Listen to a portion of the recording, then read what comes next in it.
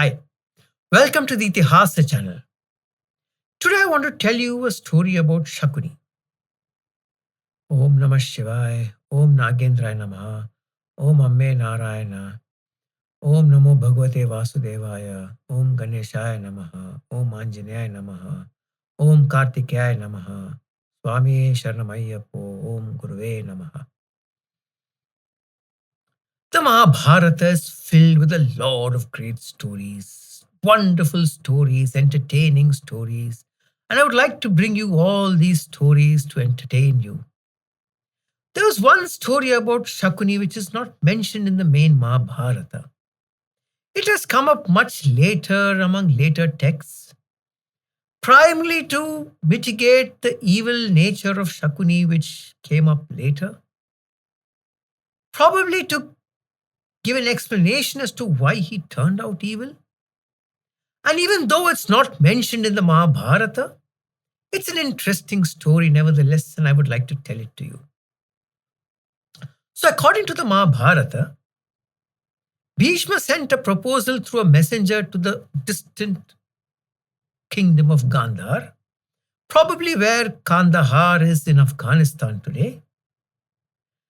And Gandhari's father, King Shubala, consulted with his sons, Shakuni one among them, and they all decided that while Dhritarashtra was a blind king, he was still the king of a great empire, the Kuru Empire. And around that time, Gandhari herself said that she had a dream where she would marry a king without sight. And it was destined that Gandhari would have 100 children with him. And there were rumors that there was also written in the prophecy that Dhritarashtra himself would have 100 children.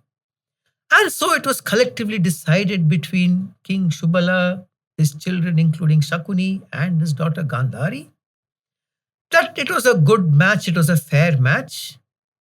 And according to the Mahabharata, Shakuni and Shubala and the brothers brought their beautiful sister Gandhari to Hastinapur, oversaw the marriage, where during the marriage, Gandhari came into the marriage altar with her eyes covered in a silk cloth. The Mahabharata shows that Shakuni was a little taken aback, and everyone in the audience was taken aback by this act, but they accepted it and left and went back to Gandhar. But this story, which comes out much later, much after the Mahabharata was written, tells it a little differently from here.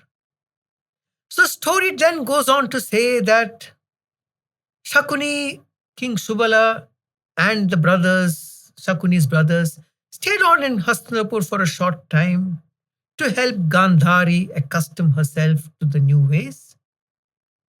And in the process, they were staying together at one of the great houses that Bheeshma had kept for them. They were staying in absolute luxury, in great comforts. But over the time when they were there in Hastinapur, they would see the great king Dhritarashtra fumble his way around the kingdom of Hastinapur, around the court, have to look to Vidura at every instance to gain his expertise on the matter. And they realized that Dhritarashtra was not really a great king on his own. He had to rely heavily on his brother Vidura for any type of information. He also had to rely on his brother Pandu. And they also realized that there were times when Pandu would come back to the palace and Pandu would be the king instead. And this brought in a type of resentment in them. And among the brothers and the father, King Shubala, they would discuss and argue over whether bringing Gandhari to Hastinapur was a good idea or not.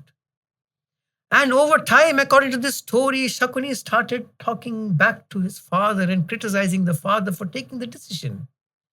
The father argued back, saying it was a decision taken collectively. But this argument went on. It wasn't a long time when Bheeshma came to know about this argument. As we have discussed, Bheeshma was an astute statesman. He had his spies all over the kingdom, in the different reaches of the kingdom. He also had his spies within.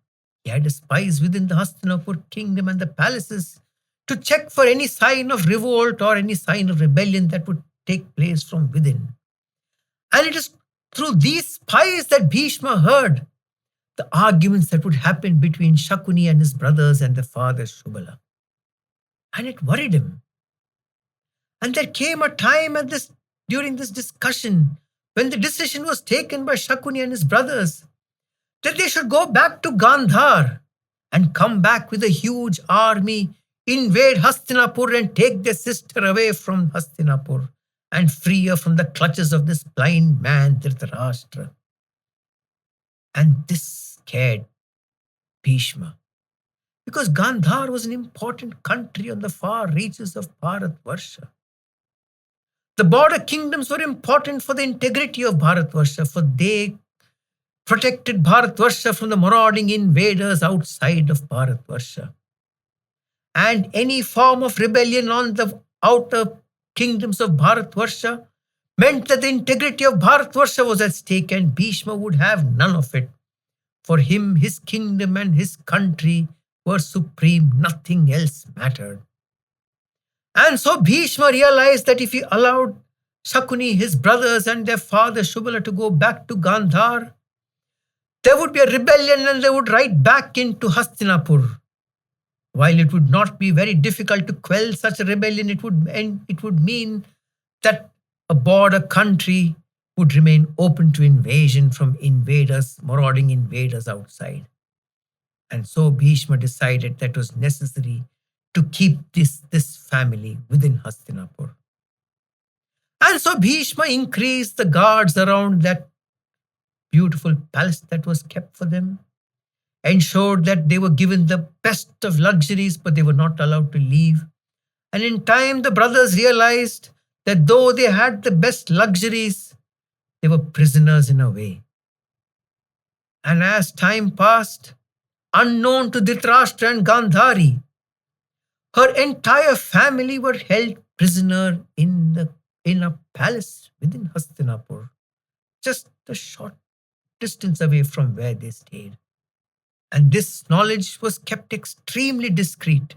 And by, fewer and fewer people even came to know that there was a king and their rulers of an entire kingdom kept imprisoned in a palace within Hastinapur.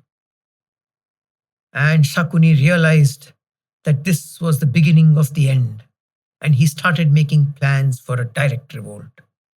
Understanding that a direct revolt was coming, Bhishma started to send less food into that palace. And King Shubala realized that as the food became less, all the brothers started becoming weaker. And he devised a plan to decide who was the most worthy of his sons. And in that, Shakuni stood supreme. Shakuni shone as a man who had extreme wile and guile and was shrewd and could manipulate people absolutely. And it was decided that only Shakuni would survive, and the rest would sacrifice their daily food to ensure that Shakuni lived.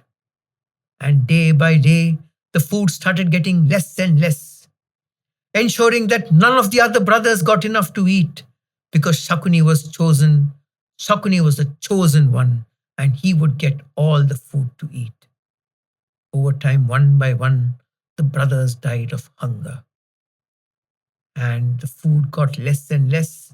And it is said in these stories that Shakuni started eating the innards of his own brothers. It was a horrible situation evolving in that palace, which was a prison. And finally, only the King Shubala and Shakuni survived. And it is said that King Shubala took his stick and hit Shakuni on his ankle, breaking it and shattering it. And when Shakuni asked his father why he did it, he said, over time, you will go back, and in the comfort of your kingdom, you will forget that your brothers gave their life so that you could live. This fracture on your leg will be a constant reminder. The pain that you will endure when you walk will be a constant reminder that your brothers and your father sacrificed their life so that you could live on. And in time, King Shubala himself died. This was an excuse for Shakuni to leave that palace, for he had to commit the last rites of his father, and Bheeshma couldn't refuse. For the last rites of your father can never be withheld. And so Shakuni, taking the remains of his brothers and his father, went back to distant Gandhar to do the last rites of his father. It is said that Shakuni took the bones of his father and created dice out of them, with which Shakuni would incorporate immense amount of powers so that the dice would do his bidding at every instance. And it was then that Shakuni swore that he would bring about the downfall of the Kuru dynasty, he would bring about the downfall of the Hastinapur empire. And it was with this thought in his mind, Shakuni came back to Hastinapur and integrated himself into the kingdom.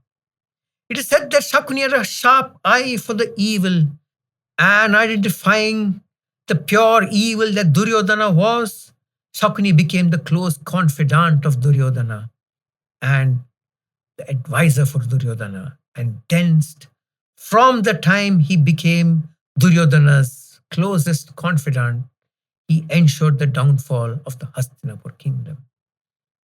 This was a story inserted much later, probably to mitigate the factors that caused the evil of Shakuni to bring about the downfall of the Kuru Empire.